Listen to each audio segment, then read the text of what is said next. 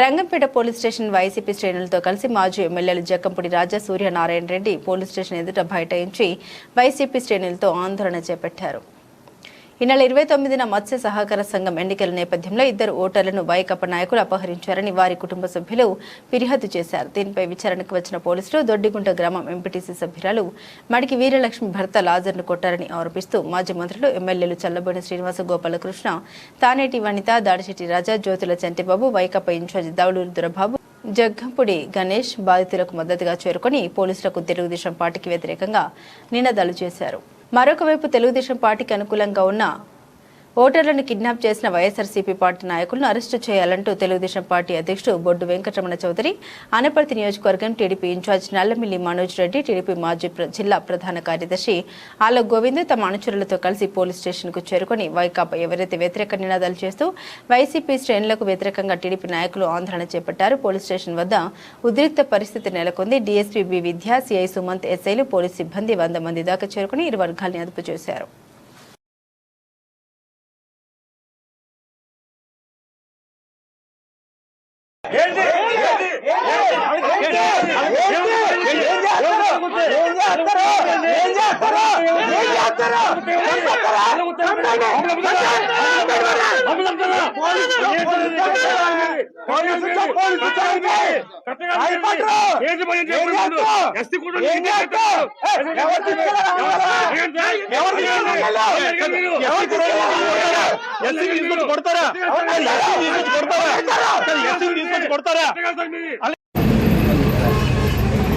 Okay sir, అందరికీ నమస్కారం.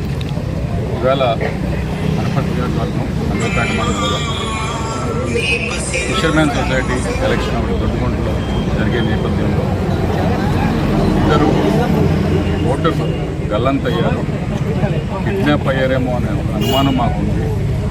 Telugu Desam party వారు కంప్లైంట్ ఇక్కడ రంగంపేట పోలీస్ స్టేషన్లో రేజ్ చేయడం జరిగింది. దానికి నిమిత్తం పోలీసు వారు ఇన్వెస్టిగేషన్ చేసి ఎవరిపైనైతే అనుమానం ఉందో వారిని ప్రశ్నించే క్రమంలో వైఎస్ఆర్ పార్టీ వారు ఎవరైతే ఉన్నారో నాయకులు రాజమండ్రి నుంచి కానివ్వండి, పెద్దాపురం నుంచి కానివ్వండి, గుండు నుంచి కానివ్వండి, రాజమండ్రి రూరల్ నుంచి కానివ్వండి, వెస్ట్ గోదావరి నుంచి కానివ్వండి, అనేక జిల్లా నాయకులందరూ వచ్చి పోలీస్ స్టేషన్లో ఏ విధమైనటువంటి గందరగోళ పరిస్థితులు క్రియేట్ చేశారో సోషల్ మీడియాలో మీరందరూ కూడా వీక్షించి ఉంటారు. ఇప్పటికీ ప్రజాస్వామ్యాన్ని అపహాస్యం చేస్తూ చట్ట పద్ధతిని పూర్తిగా విఘాతం కలిగిస్తూ ఏ విధంగా ఒక ఎస్ఐ పైన, ఒక సిఐ పైన దౌర్జన్యం చేశారో, ఏ విధంగా దుర్భాషలాడారో సభ్య సమాజం అంతా తలదించుకునే విధంగా ఇవాళ ఈ సంఘటన జరిగిందని చెప్పుకోవాలి. ఎంత దురుసుగా ఒక ప్రతిపక్ష పార్టీ వ్యవహరించవచ్చు అనే విషయం ఇవాళ మనం గమనిస్తాం.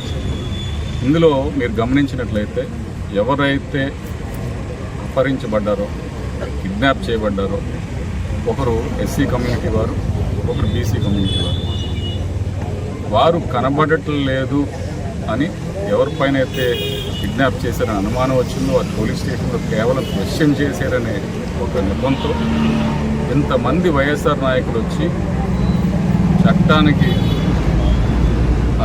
ప్రాసెస్ నడపకుండా ఎందుకు ఇంతమంది వచ్చి అడ్డుకోవాల్సి వస్తుంది? ఒకసారి ప్రజలంతా కూడా గమనించాలి. ఇప్పుడు రాష్ట్రంలో మీరు చూసినట్లయితే వైఎస్ఆర్ పార్టీ నాయకులకి ఇది బాగా అలవాటుగా మారింది.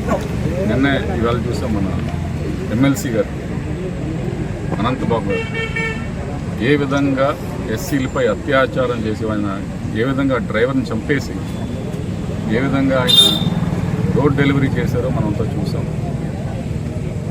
అదే క్యారెక్టర్తో ఒక ఎస్సీ, ఒక బీసీ వీరిద్దరిని కూడా అపహరించడం, ఇందులో ముఖ్యంగా వీరంతా కూడా ఎవరైతే అనుమానితులు ఉన్నారో వారు వైఎస్ఆర్ పార్టీ నాయకులు కూడా అవ్వటం. ఒకరు మాజీ జడ్పీటీ, మాజీ వేపకాయల రాంబాబు, అలాగే అడబాల వెంకటేశ్వర, వీళ్ళని ప్రశ్నించారని చెప్పి వైఎస్ఆర్ పార్టీ పెద్ద నాయకులంతా వచ్చి ఇక్కడ దిగవాలను.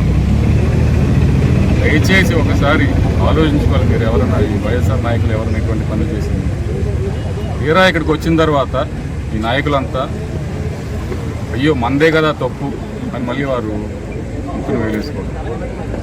అంటే ఈ డాక్టర్ గారికి దీని బలం ఇక్కడ సరిపోక మొత్తం 2 జిల్లాల నుంచి అందరినీ రప్పించుకోవడం ఒక అలవాటుగా మారిందా,